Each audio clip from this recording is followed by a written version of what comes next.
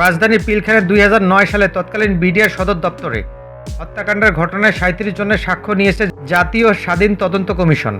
এসব সাক্ষ্যে তৎকালীন দায়িত্বশীল ব্যক্তিদের পদে পদে গাফিলতি ও ষড়যন্ত্রের কথা উঠে এসেছে বলে কমিশন সূত্রে জানা গেছে। সাক্ষ্য বিশ্লেষণ করে কমিশন মনে করছে এটি কোনো সাধারণ বিদ্রোহের ঘটনা নয়, এটি ছিল বিডিআর জওয়ানদের বিদ্রোহ সামনে রেখে সেনা কর্মকর্তাদের হত্যার পরিকল্পনা। এ অবস্থায় গাফিলতি ও সংশ্লিষ্টতা রয়েছে এমন ১৪ জনের দেশত্যাগ নিষেধাজ্ঞা চেয়ে কমিশন পুলিশের ইমিগ্রেশনকে চিঠি দিয়েছে বলে সংশ্লিষ্ট সূত্রে জানা গেছে। ১৬ বছর আগে ২০০৯ সালের ২৫ ও ২৬ ফেব্রুয়ারি ঢাকা পিলখানা নৃশংস হত্যাকাণ্ডে নিহত হন ৫৭ জন সেনা কর্মকর্তা সহ ৭৪ জন। আজ ২৫ ফেব্রুয়ারি জাতীয় শহীদ সেনা দিবস। প্রতি বছর দিনটি জাতীয় শহীদ সেনা দিবস হিসেবে ঘোষণা করেছে সরকার।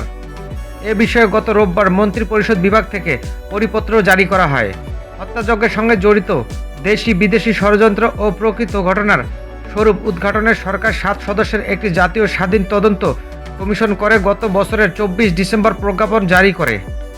প্রজ্ঞাপন জারির ৯০ দিনের মধ্যে কমিশনের তদন্ত প্রতিবেদন দেওয়ার কথা।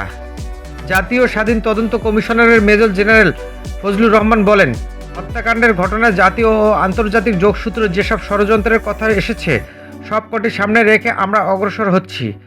তদন্ত কমিশনের সংশ্লিষ্ট সূত্রগুলো জানিয়েছেন, তারা পিলখানায় নৃশংস হত্যাকাণ্ডের ঘটনায় দেশীয় ও আন্তর্জাতিক ষড়যন্ত্র নিয়ে পাওয়া সাক্ষ্য ও বিভিন্ন তথ্য বিশ্লেষণ করছে।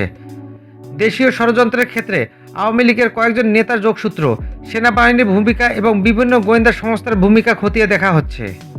কমিশন সূত্র জানিয়েছেন, এ পর্যন্ত হত্যাকাণ্ডের ঘটনায় পাওয়া সাক্ষ্য প্রমাণ অনুযায়ী এটি নিশ্চিত যে এটি কোনো সাধারণ বিদ্রোহের ঘটনা নয়, এটি ছিল বিডিআর জওয়ানদের বিদ্রোহ সামনে রেখে সেনা কর্মকর্তাদের হত্যার পরিকল্পনা। এর একটি কারণ হিসেবে কমিশন বলছে, হত্যাকাণ্ডের ৭ দিন, ১০ দিন, ১৫ দিন বা ১ মাস আগে পদায়ন হওয়া কর্মকর্তাদের মেরে ফেলতে হবে। সৈনিকদের সঙ্গে এত অল্প সময়ে তো কর্মকর্তাদের এমন বিরোধ থাকতে পারে না। এজন্য এই হত্যাকাণ্ডের পরিকল্পনা নেপথ্যে করা ছিল তা খুঁজে বের করাকে প্রধান চ্যালেঞ্জ হিসেবে দেখছে কমিশন। হত্যাকাণ্ডের সময় সেনাবাহিনী কেন পিলখানা উদ্ধার অভিযানে গেল না বা যেতে পারল না, তাদের কোথায় গাফিলতি ছিল, এ বিষয়ে সাক্ষীদের অনেকের কথা বলছে বলে কমিশনের একটি সূত্র জানিয়েছেন।